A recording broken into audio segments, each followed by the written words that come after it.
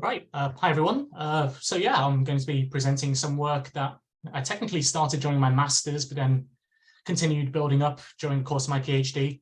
And yeah, it's culminated in this thing that I'll be presenting today. So before we get going, a quick thank you to the organizers of the COMET Webinar series for inviting me, and also to the many collaborators I've been working with who have been listed here. In particular, I want to thank Simon Matthews, as his work has basically backboned the entire project.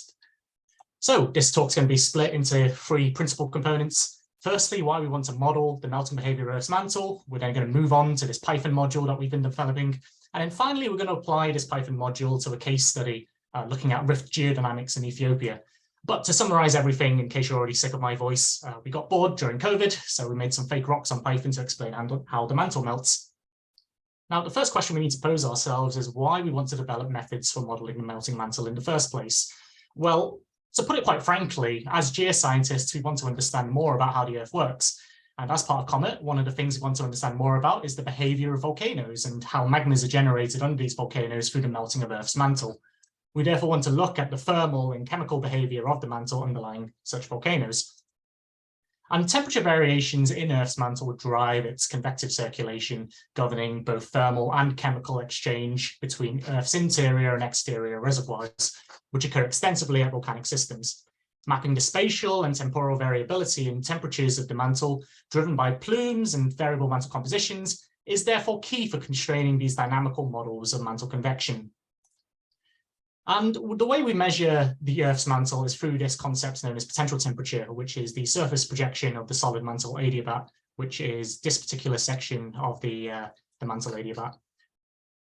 What we have here is a pressure temperature graph illustrating a decompressing package. So everything's moving in this direction of solid mantle crossing the solidus, which is this particular line over here. Melting converts heat into latent heat of fusion, which cools the package of mantle and drives it away from the solid adiabat expression over here. And therefore, what we have is an overall sort of deviation from the solid mantle adiabat that we want to gauge, that we want to measure, because this sort of thing happens during melting, driving the overall behavior of the mantle away from what we'd expect solid behavior to be. Mantle potential temperatures are thought to vary across the world, and understanding this product of convective circulation is key for ground truthing new models of convective circulation and for understanding how volcanoes are distributed around the world. Of course, where the mantle is anomalously hotter, we would expect decompression melting to occur upon upwelling, and that's what we have shown in the previous slide. The composition of mantle melts, both in the major elements, but also shown here in the trace elements, this example figure from Mackenzie and O'Nien's, are dependent on the depth and extent of melting, which are themselves controlled by the pressure, temperature, and composition of the mantle at which we get this melting occurring. So depending on how deep you melt the mantle, you might expect certain mineral phases to be stable or not stable, which will affect how trace elements partition between melt and mantle. So to summarize this particular part, if we want to understand more about how melt generation occurs in these magmatic systems, if we want to capture how melting happens under volcanoes and what kind of melts come at the top, we need to find appropriate ways of modeling how the mantle melts, as this will govern where volcanoes are and how these volcanoes may operate. And while such things in the mantle, relating mantle temperature to how the mantle melts, can be investigated using geophysical models, if we want to look at the distribution and behavior of volcanoes in the geological past, we need to look at petrological methods as well. And there already exist quite a few petrological tools for assessing the dynamic conditions of the melting mantle. Some of them take the form of mantle thermometers, such as those shown here. And what these key examples do, from Lee et al. And Hertzberg and Asimo, is they take basalt, which is quite primitive, it's thought to have come straight out the mantle, and they stuff it full of olivine, a fairly early crystallizing phase, from mantle-derived melts, until this restored melt is now in equilibrium with the mantle. And then based on that chemical equilibrium, we can then determine the thermal and pressurized equilibrium of the melting mantle at which these particular melts were generated. So we can determine the pressure temperature conditions of the melting mantle. And in that way, we can estimate the temperature of the mantle. However, while multiple parameterizations for mantle melting already exist, I'd like to emphasize that often lithological variability is not considered. That's to say, the variability of different kinds of rocks within the mantle. The presence of multiple kinds of melting rocks in the mantle are known from several worldwide localities, such as Iceland, as shown here from some of Ollie Shortall's work. where we have these two very distinct geochemical trends in the most primitive rocks, the most high magnesium rocks over here. So what we can see is the more primitive we get this sort of divergence in trace element compositions, where niobium zirconium is a measure of the enrichment of the particular melting rock. One end member that we get is more typical of melting mantle lertzolite. So that's this less enriched end member, more depleted end member over here, which is low in potassium, low in sodium, over here, low in titanium, and also fairly high in calcium. But there's also another end member, which is representative of something which is more geochemically enriched. I mean, it's a high alkalis, high aluminium, high titanium, high light rare earth elements. So what we think we have here is something which is packed full of stuff which already doesn't like sitting in a mineral structure within your standard rock. In other words, a recycled basalt or a proxenite, which has been mixed back into the mantle after it's been generated by melting. So what we have here is something in the mantle which is more geochemically enriched than mantle lertzolite and therefore easier to melt. So it has a different thermodynamic behavior to typical mantle rocks such as lertzolite. We also have evidence of things which are more geochemically depleted. Light rare earth elements over here on the left-hand side, lanthanum and cerium, typically don't like hanging around in mineral structures owing to their large cationic size and try to escape when melting starts.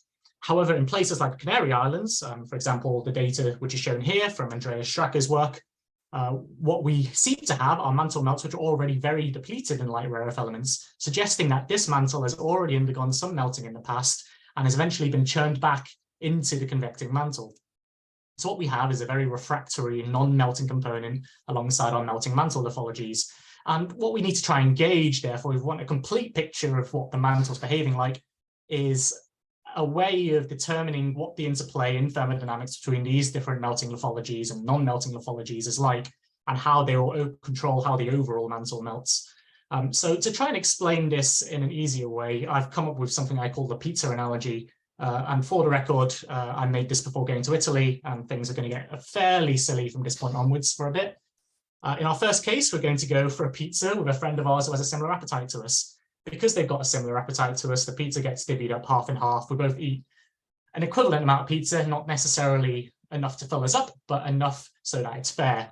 And in our mantle model, this is analogous to melting a mantle rock of components with similar productivity. If there are two mantle rocks with a similar productivity, that is the melt made per unit of pressure drop or per unit of heat used to melt your rock, then what will happen is that each of these rocks will melt in a similar way, and we get about 50-50 split in the overall distribution of melt, of heat directed to these rocks, and therefore melt from each of these rocks. In our second case, we're going to go for a pizza with a friend of ours who has a larger appetite.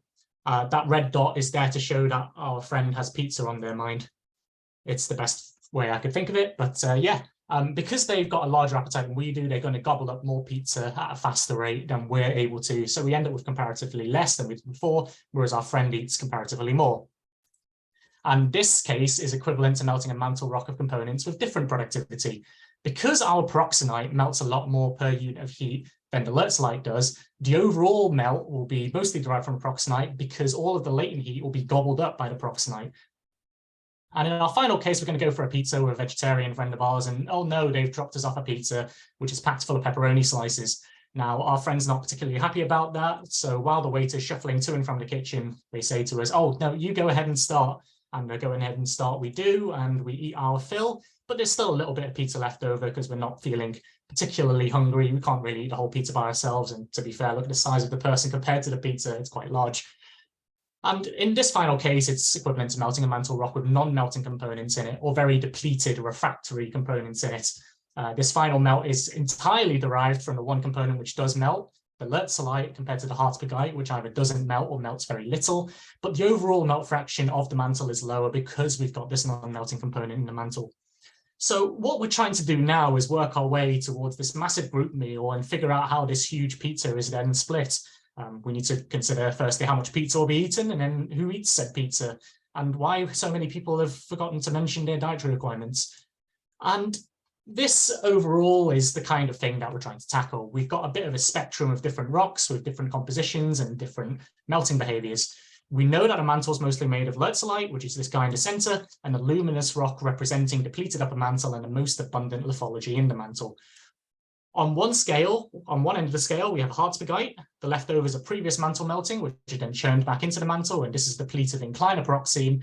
Therefore, it doesn't really produce as much melt, if it does produce any melt, relative to the lertzolite. And then on the other end of the spectrum, we have pyroxenite over here. These are domains formed in the mantle by recycled basalt. Because pyroxenite is already melted, it has a high productivity, and because Harzbergite is what's left over after you melt the lertzolite to form pyroxenite, it has very low productivity. It's very refractory. So in terms of overall productivity, pyroxenite has a greater productivity than lertzolite, which has a much greater productivity than Harzbergite over here. And this is very important when we want to try and figure out how the adiabatic temperature gradient in the melting region changes, because the presence of these rocks will affect temperature gradient in the melting region and therefore affect the major element composition of melts. So what we've done here is we've made several mantles of different ratios of lertzolite and on-melting Harzbergite, just these two lithologies, and we've decompressed them along pathways defined by a single potential temperature and terminating melt generation at a single pressure. So everything's the same in these models other than the amount of Harzbergite relative to the amount of lertzolite. We've then melted a lertzolite following these adiabats in pyMelts, and then had a look at what comes out. And because only the lertzolite is melting, the mantle solidus is at the same position in each of these models.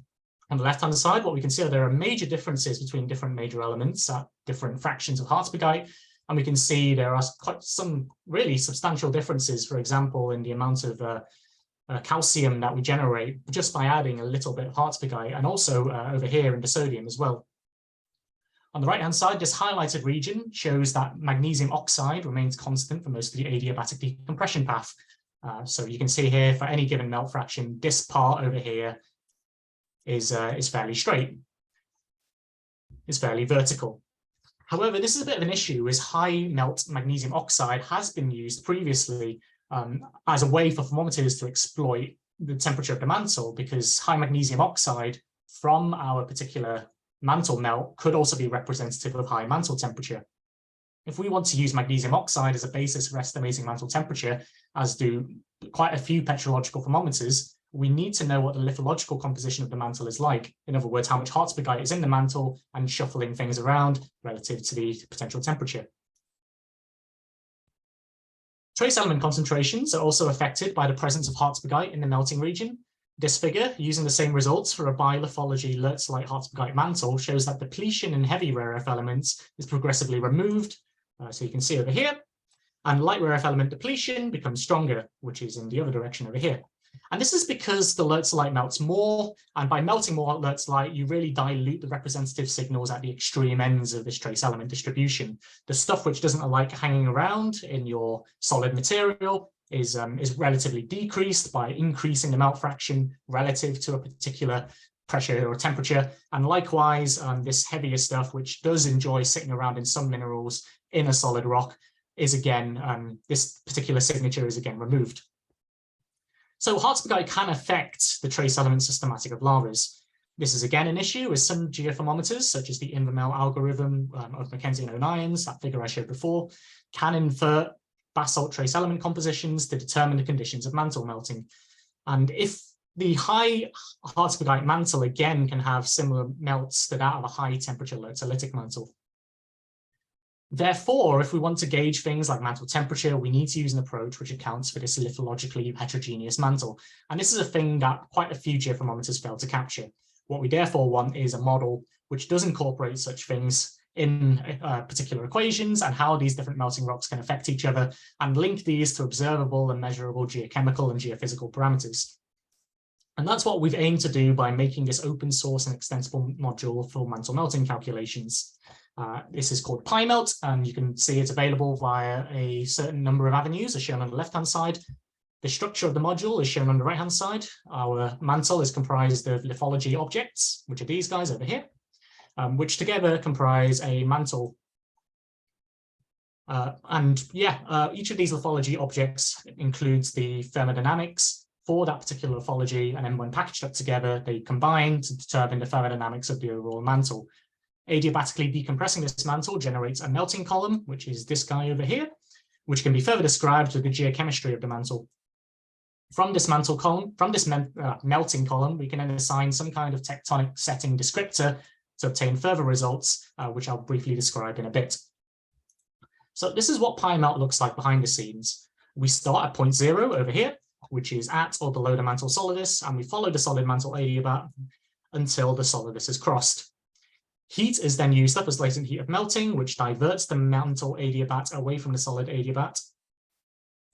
And using the appropriate calculations, we can then determine the productivity of melt, the FDP, and the gradient of the pressure temperature path taken by the melting adiabat, the TDP. By repeating this process up to a user-defined pressure of termination, representing the base of a non-melting mantle lithosphere, we can then estimate the overall pressure temperature path taken by the melting mantle. If mantle chemistry is considered, then the chemistry of the solid and resultant melt can also be calculated. This dCs by dF is the rate of change of the solid concentration of, the concentration of trace elements in the solid with respect to a change in melt fraction. And this particular chemistry engine is my major contribution to this work. By adding water to our mantle, we can then depress the mantle solidus, making our mantle easier to melt. And this has been Matt Gleason's contribution to this work.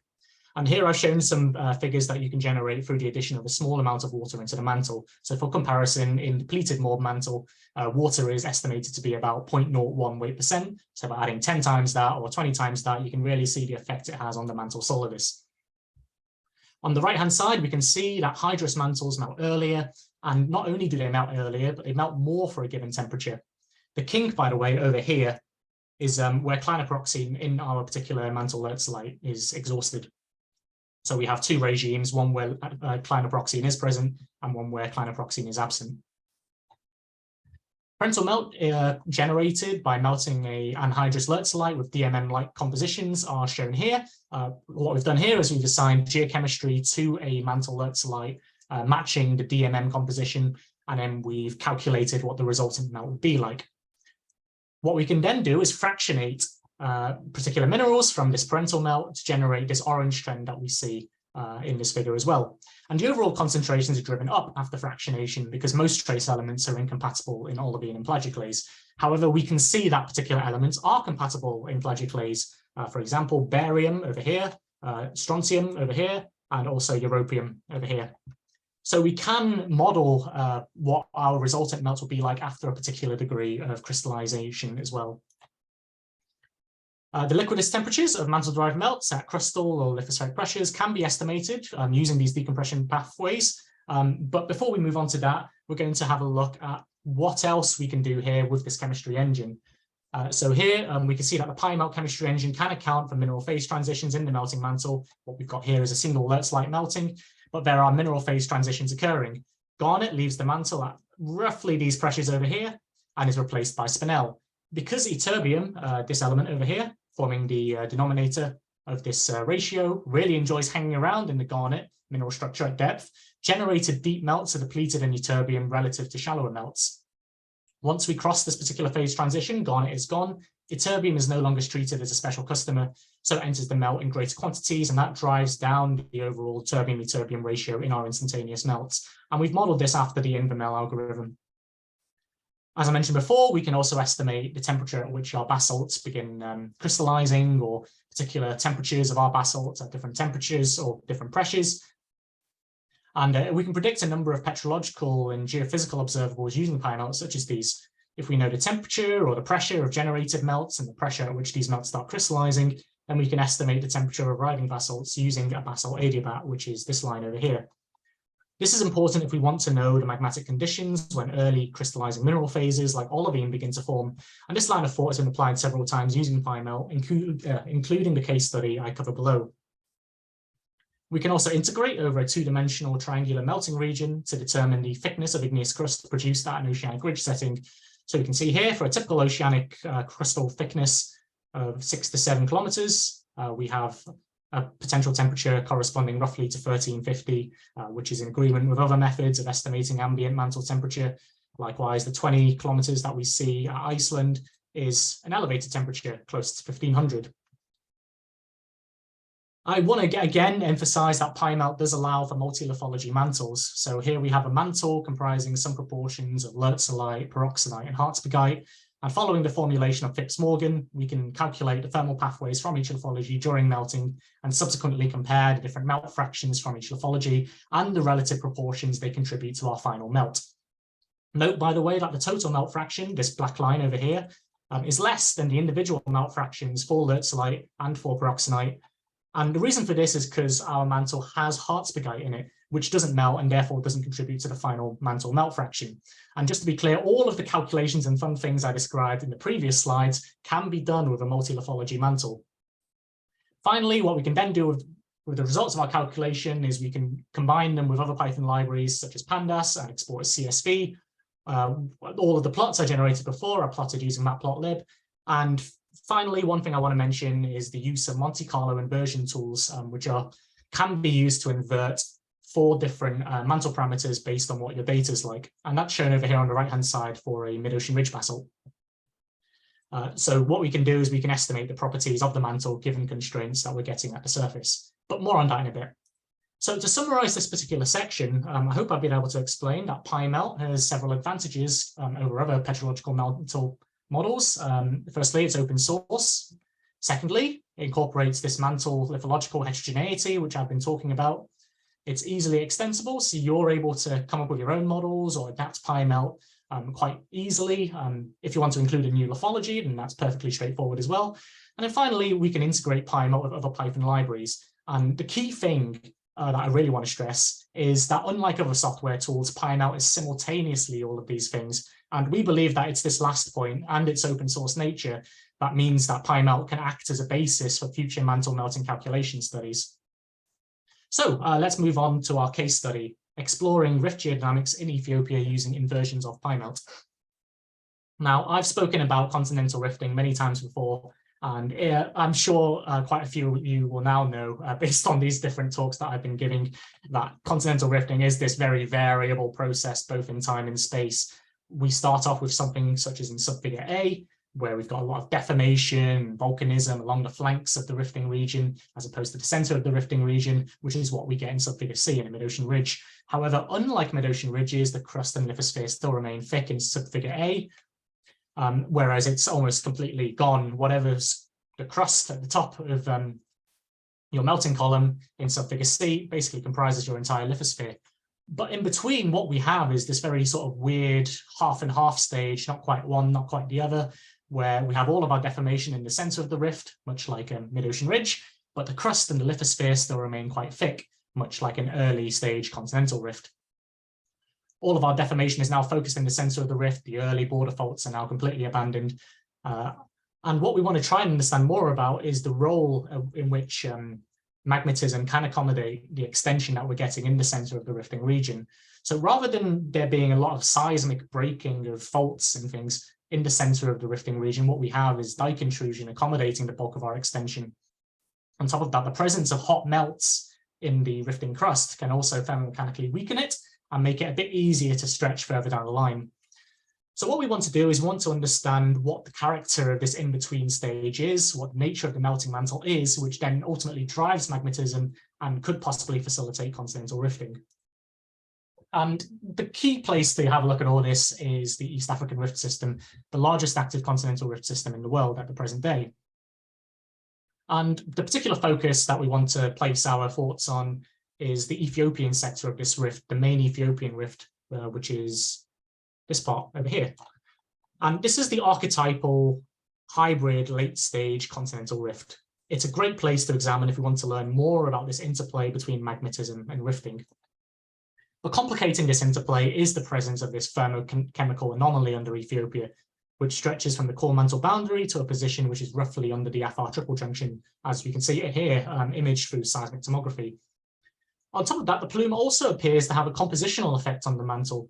Close to the plume center under Afar, which is this left-hand side over here, so that's Afar, what we have is a stronger signal in isotopes reflecting a more primitive mantle than under mid-ocean ridges.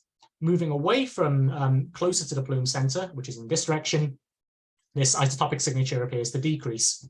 If we want to understand more about how melting happens under Ethiopia, we need a way of unraveling these complex geodynamics that may be imparted by a plume or large-scale upwelling.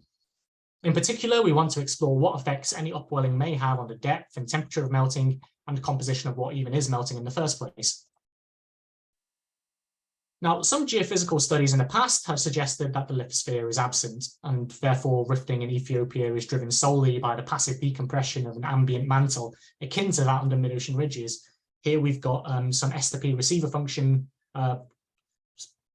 work done by Catherine Reichardt. What you can see is under the rift flank, this figure on this the left-hand side over here, with a very strong signal representative of this lithosphere-asthenosphere boundary. However, under the rift itself, this signal just doesn't really appear. And that's what these authors have used to argue for the absence of a mantle lithosphere under Ethiopia, suggesting that decompression happens to shallow depths, and therefore what we have under Ethiopia, in this case Afar, is quite similar to that under a mid-ocean ridge. However, lava geochemistry does require melting in the rift to be hot and deep under a thick mechanical boundary layer. In other words, the mantle lithosphere needs to be present. And the way that my supervisor, my PhD supervisor, Dave Ferguson, went about this was by looking at the trace element ratios in, or rather trace element concentrations in lavas from the Afar Rift, which are these markers over here. If we model this as a mid-ocean ridge, then what we get are these particular models over here, which just do not match up with what we get from our actual rocks. Instead, if we do perform hot and deep melting models, we can replicate the overall shape of these rare earth elements quite nicely. And it all comes down to the presence of garnet, that mineral at depth that I mentioned before. Because ytterbium, lutetium really enjoy hanging around in garnet, what we get when we melt in the presence of garnet is a final magma which is depleted in these particular elements. However, the shallower we get, the more into the spinel field we get. Garnet eventually becomes unstable, and therefore if we melt and look at the same elements again, what we can see is that they're relatively flat relative to the medium rare earth elements such as dysprosium, for example. So what we can do is we can look at this overall slope between dysprosium and ytterbium, and using that as an indicator of where we're melting in the Earth's mantle, be it in the garnet field or in a spinel field. So what we want to do is we want to compare two different stages of continental rift and see how they gauge up to each other, how they compare relative to mid-ocean ridges. So I went out there and collected some samples back in 2019. I went to the Boku volcanic complex, which is this particular part of the main Ethiopian rift. And my supervisor had some samples left over from the Dabahu rift in Afar. And these two are representative of two different stages of rift evolution. So the Boku volcanic complex is sort of like a fairly late stage continental rift, but the lithosphere and the crust are still expected to be fairly thick. Whereas under Dabahu, what people have called it is a proto-ridge. And here we're still a bit unsure about how deep we're getting all our melting. To provide further constraints on our melting models, what we've done is we've done a bit of thermometry on some of our basalts. So I've applied the olivine spinel aluminium exchange thermometer. A lot of thermometers use iron, magnesium, and olivine in glass, which are quite easily reset by diffusion and have a few problems with sort of trying to gauge whether or not the olivine and liquid were even in equilibrium in the first place. So here we've used a thermometer which is dependent on aluminium, a very slow diffusing cation in olivine, and hence can't really be altered post-crystallization. Olivine and spinel are also the first phases to form from a mantle-derived melt. So olivine crystallization temperatures will be near the basalt liquidus temperature. On top of that, this particular thermometer is independent of pressure, oxygen fugacity, and silica activity, which makes it quite a key candidate to use as a gauge of what our initial crystallization temperature is like of a particular mantle-derived melt crystallizing olivine and spinel as its first phases. So we collected data on olivine crystallization for Ethiopian and Afar basalts using the thermometer I mentioned on the previous slide. What we can see here is just by looking at these crystallization temperatures, the main Ethiopian rift overlaps quite a lot with mid-ocean ridge basalt. Afar also overlaps quite a lot of mid-ocean ridge basalt, but also somewhat with Iceland and Hawaii, settings that we know are quite heavily plume influenced. However, it is worth pointing out that stuff in equilibrium with the mantle, or stuff in equilibrium with mantle-derived melts, typically around force to right 90, force to right 91, and what we're getting is stuff which is significantly more evolved than that. So what we've done in order to correct for all this is basically taken our particular olivine at its particular crystallization temperature, found a melt in equilibrium with that olivine, stuffed the olivine back into the melt and repeated it until we ended up with an olivine crystal of force to right 91. And that's what we've done over here. So we've just re-estimated the temperature of initial olivine crystallization from the first melts to arrive from the mantle. Further constraints on our pyMelt models can be obtained from looking at geophysical observations. On the left-hand side, what we have are seismic profiles of the main Ethiopian rift. And by looking at these seismic profiles, we can estimate the amount of melt presence in the crust. So if we know what stretch factors are like, and we know the difference between crust affected by the stretch factor and the actual crust we're observing, then that difference will just be the amount of igneous material which is present in the crust. We can also use rare earth elements to provide a constraint. As a reminder, heavy rare earth elements preferentially sit around in garnet. So if we melt in the presence of garnet, in other words, at depth, we then have a deficiency in heavy rare earth elements, these guys over here, compared to medium rare earth elements such as dysprosium. Here we've used rare earth element ratios as a constraint. We've chosen ratios between lanthanum, dysprosium, and ytterbium, a light, medium, and heavy rare earth elements. And using these, we can describe the shape of the final rare earth element trends. We use ratios as opposed to absolute concentrations because the absolute concentrations, as we showed in a previous figure, are affected by fractionation. And in doing so, what we've done is we've set up a problem which can be inverted. By running the forward model a vast number of times for different model parameter combinations, we can obtain probability distributions for the parameters on the right-hand side, in other words, our data, which may or may not actually match our data. We can then find a combination of model parameters on the left, which can best fit the data on the right-hand side. And these inversions are performed using the multi-nest algorithm. So we're going to have a look at some of these inversion results, firstly for the main Ethiopian rift, and then we're going to move on to the Bahu in Afar. So this is quite a complicated figure, so I'll take a bit of time explaining this. On the left-hand side, what we have are inversion results, which constrain where our mantle stops melting and where our melts begin crystallizing. So our mantle stops melting here at the lithosphere, and they start crystallizing, and melts start crystallizing here at the crust.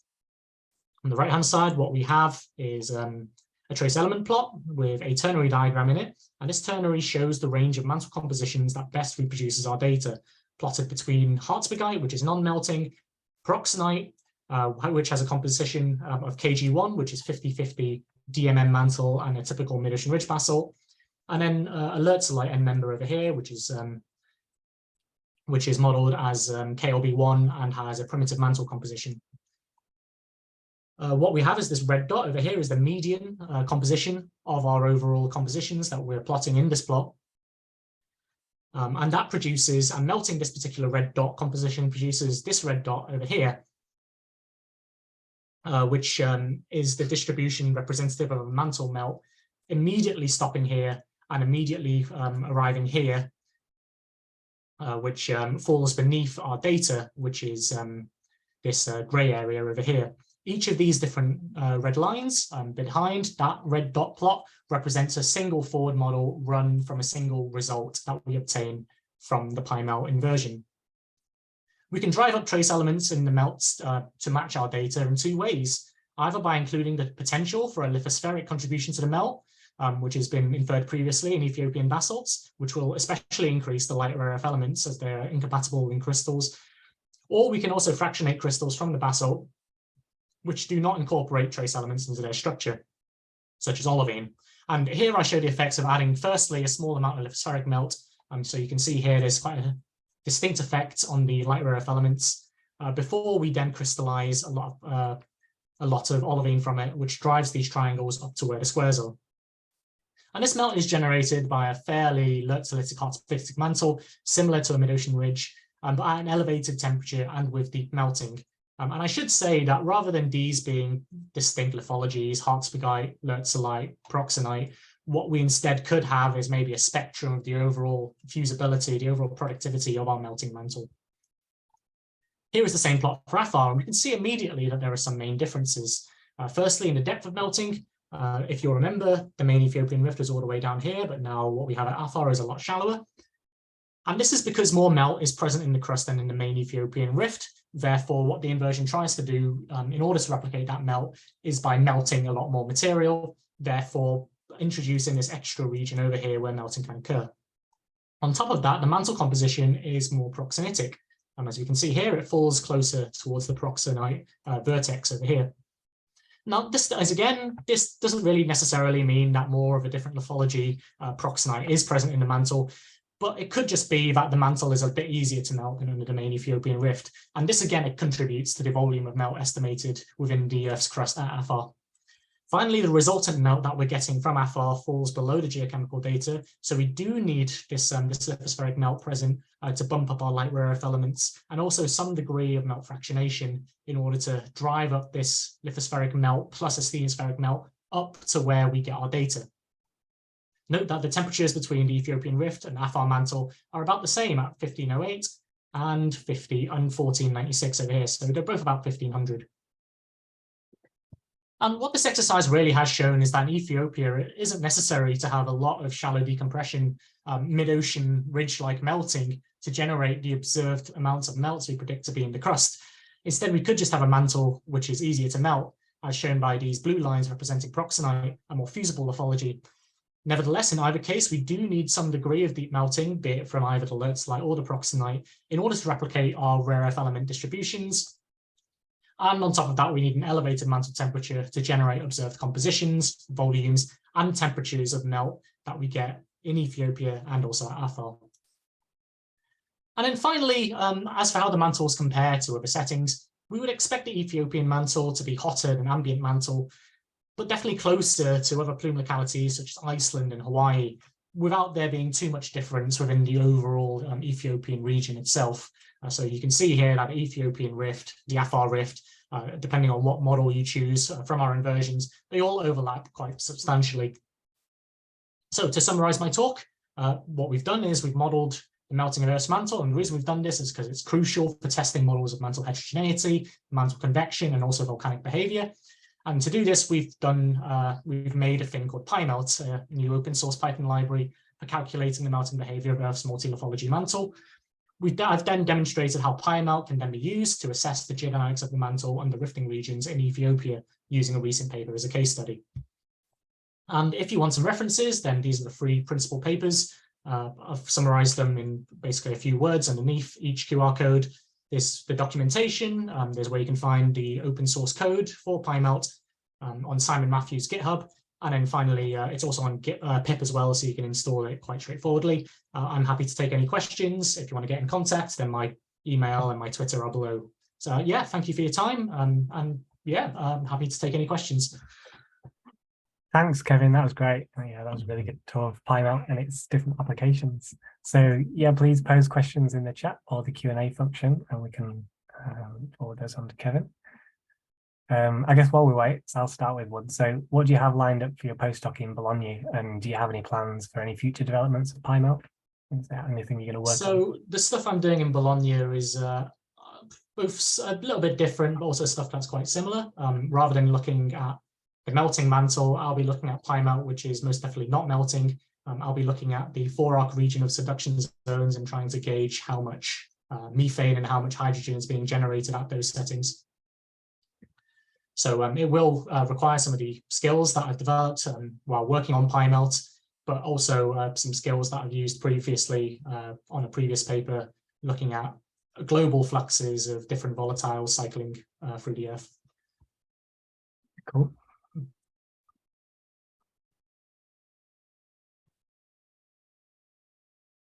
Any questions over in Leeds, Chi?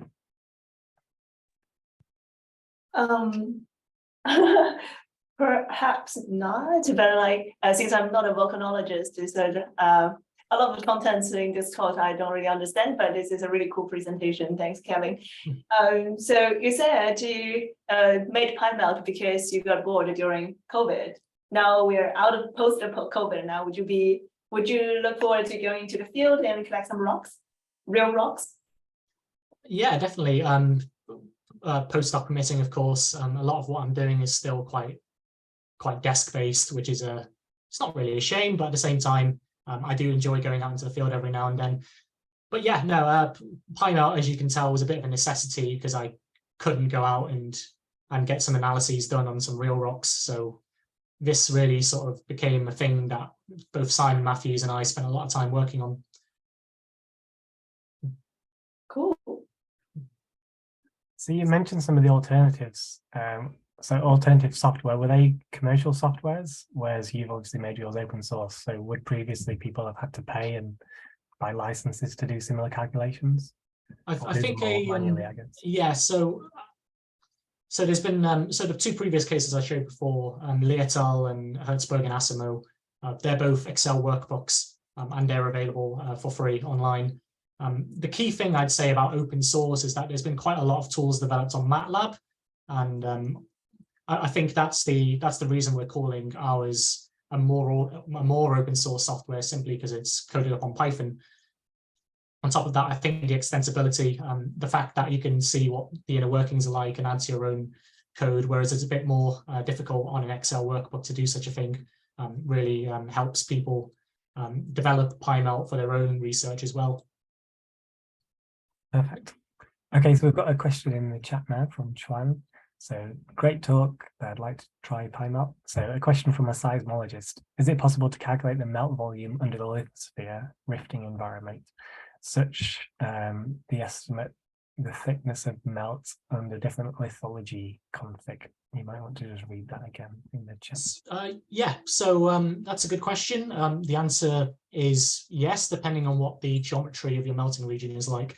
So for a mid-ocean ridge, and what we've assumed here for our continental rift is we've got a sort of triangular melting region over which we can integrate our individual melt columns and then stack them up together to get a total amount of melt which is being produced in that lithosphere. So yeah, it is possible to get the melt volume under the lithosphere and then express that as a measure of how much melt we would then get in the crust. So yeah, it's definitely doable.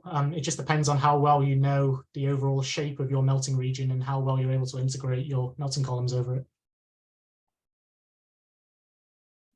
Great. Yep, we've got another question in the chat now from Susan. So the cartoons of rifting stages show melt at depth in the mantle, then at the crust mantle boundary, then in the magma chamber in the crust, and then extrusives on the surface. So what's the difference in composition and density of these different stages / melt pockets? And what determines whether the magma makes it to the surface or not? Yeah, no, that's a very good question, and I would also say it's quite a broad question as well. By looking at pyMelt, we're just really considering what's happening in the mantle. Once that melt leaves the mantle, it's then subject to a lot of other things, which controls how it moves through the lithosphere, through the crust. So again, you need to consider things like density, and that itself would be affected by the volatile content of your melt.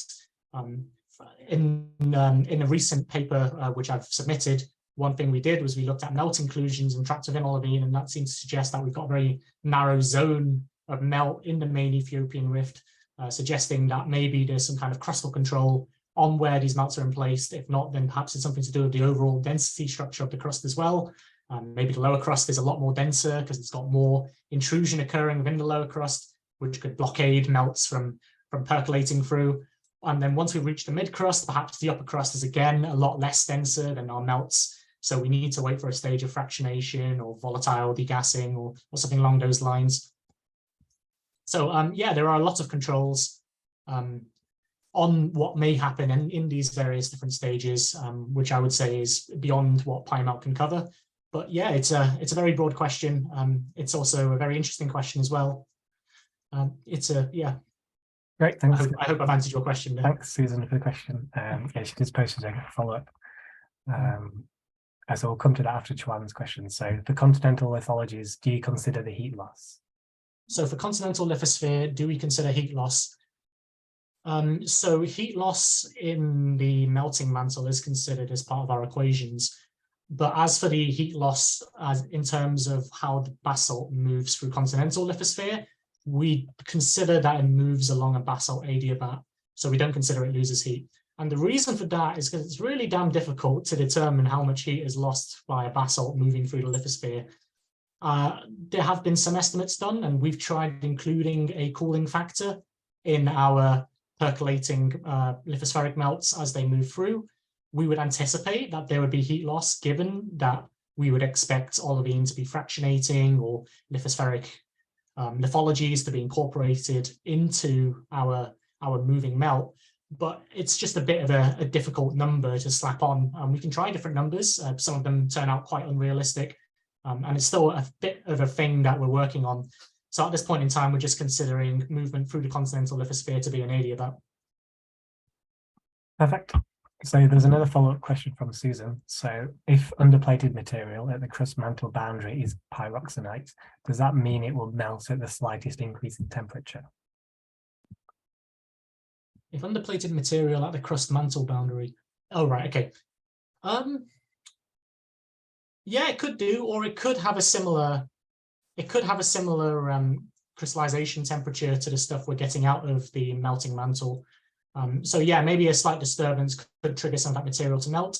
We'd need a kind of indicator to be able to gauge that from the rocks we get at the surface. I'm sure there's some kind of trace element ratio which can help us determine whether or not a particular material, particular basalt, which is already present in the crust, has been remelted and then incorporated into our melt. Perhaps in the light rare earth elements, that seems most likely. So yeah, I think if what we're getting out is fairly consistent with what we're expecting as a typical basalt to be arriving from the mantle to crystallize at, then yeah, the slightest perturbance in temperature might be able to trigger a little bit of melting from the basalt, which has already been crystallized down there. Perfect. So there was a follow-up comment from Chuan. I don't know if you have any other further comments, Chuan, or if Kevin had already answered. I think there was a question that was that comment was attached onto, but I've forgotten what it was already. I'm sorry. Yeah, so if you have any other questions, Chuan, please feel free to post them in the chat. Another question from William. So if you extend your East African rift study into the Red Sea, when do you expect to start seeing the more source controlled melting? Yeah, that's a very good question. Yeah, well, firstly, we're going to have to, if we were to do such a study, we'd have to collect some samples, of course, just to gauge where these things are, and that's going to be quite difficult given that the mid-ocean ridge stuff in the Red Sea is underwater, and no one wants to be in North Ethiopia at the moment. I would not be too sure, and a lot of what I've done has been on the main Ethiopian rift, so the East African portion of that triple junction. For the Red Sea rift, I feel like it would be better to ask someone else, and they might be able to refer you onto some kind of seismic study, perhaps looking at how deep they would expect a lithosphere to go.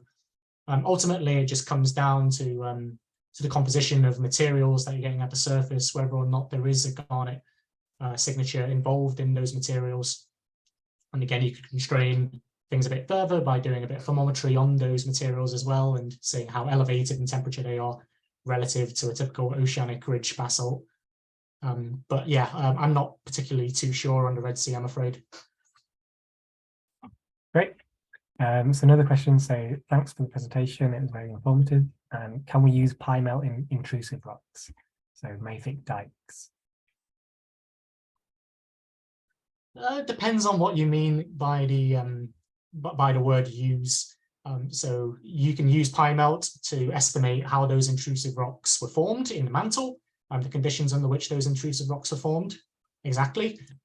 However, anything beyond once it arrives in the crust, other than getting what a particular composition would be like, getting a composition after fractionation or after including particular other lithologies in there that you might want to include in the crust, not in the mantle. There's not really, it's not really the field of pyMelt, I would say. A lot of what pyMelt can do is mantle based.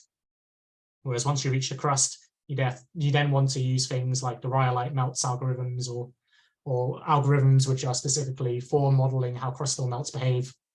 But if you want to know what the provenance of your particular rock is, what the conditions of the mantle are like when that rock is generated, then pyMelt is for you. Great, thanks, Kevin. Okay, I don't think we've got any further questions at the moment. Yes, the presentation is recorded, so they'll be made available through the COMET Webinar YouTube channel. So hopefully sometime this week we can upload Kevin's talk. So that will be available. Okay, any last minute questions? Please post them in the chat. Otherwise, we can wrap up a few minutes early. yeah, I'm always happy to take questions via email as well, or you can get in touch via Twitter if you don't feel like being too formal.